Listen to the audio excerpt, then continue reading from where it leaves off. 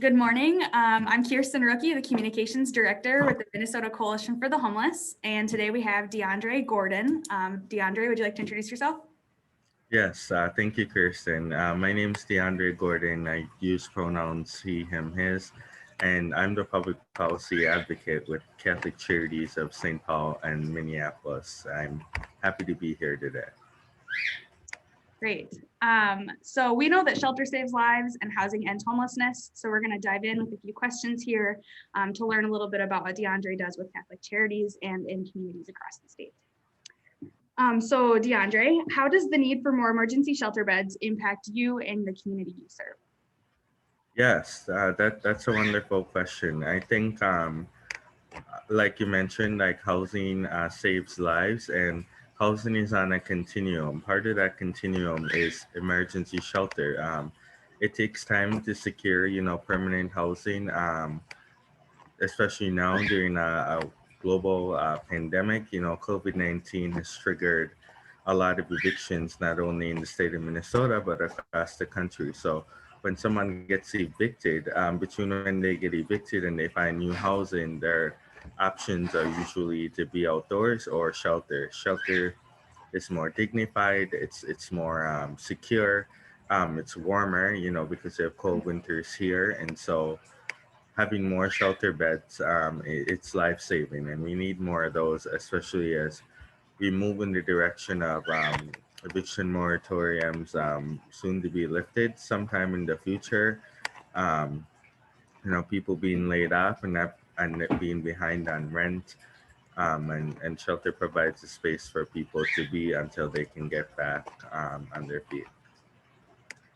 Great. And along with shelter beds, we also need more emergency services and resources for people, especially as people start working with individuals experiencing homelessness to make sure that they can get housed. So my next question for you is, how does the need for more resources, such as the emergency services program or the housing support program, impact you and the community you work with? Yes, so Catholic Charities as an organization, we operate emergency shelter. We have also partners across the state that operate emergency shelter, and emergency services program one of the um, is the most like flexible source of funding for shelters, because many shelters are either like privately funded or self-funded, and as a result, uh, staff are stretched thin. So it's a top priority for us in the Homes for All Coalition. Um, it provides the dollars that help shelters operate, from supporting staff to food services to keeping the lights on or more. And it's been underfunded for years, leaving us to rely heavily on private funding, which is not sustainable.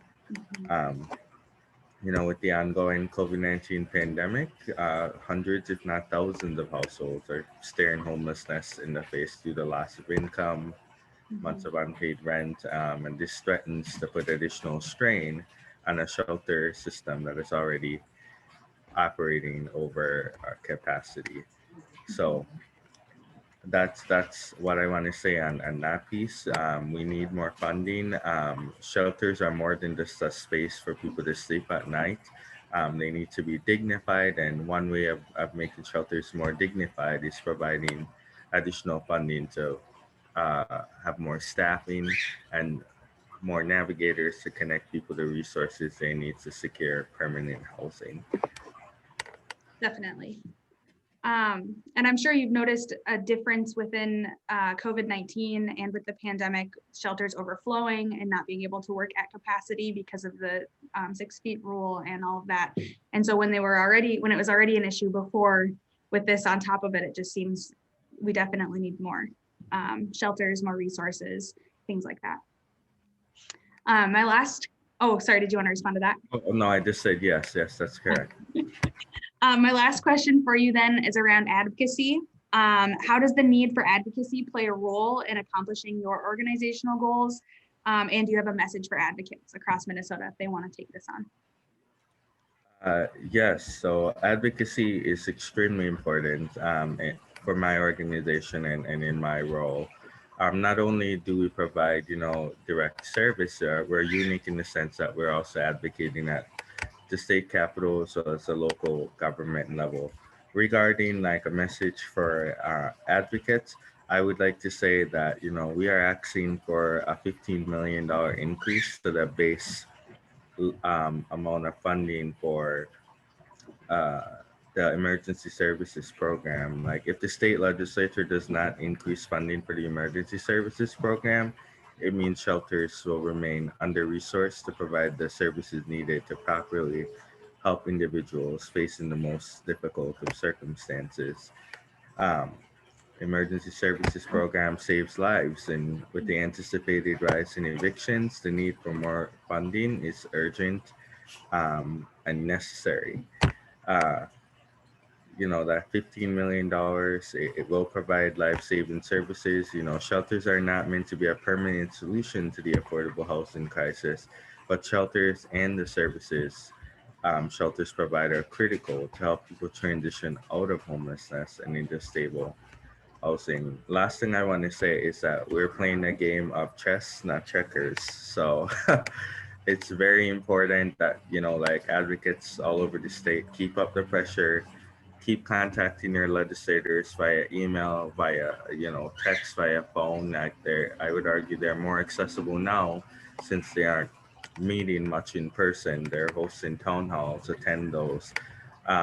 It's always important to share personal stories as well, because personal stories helps to put like a face to some of these issues, and it's not so much like isolated in like the empirical sense, because we know what the needs are. So I know I said a lot there, but like this is just a really critical program that needs to get funding as we continue to navigate the COVID-19 pandemic and beyond. Definitely. So if you're an advocate and you're watching, know that your voice makes a difference. And you've heard from DeAndre here that we need all of your voices to be lifted this session. So thanks, DeAndre. I am going to let you go, and we'll talk to you again soon. Yes, thank you, Kirsten. Thanks. I wanted to thank everyone who tuned in to listen, and thank you for letting me share how important the ESP program is. Definitely.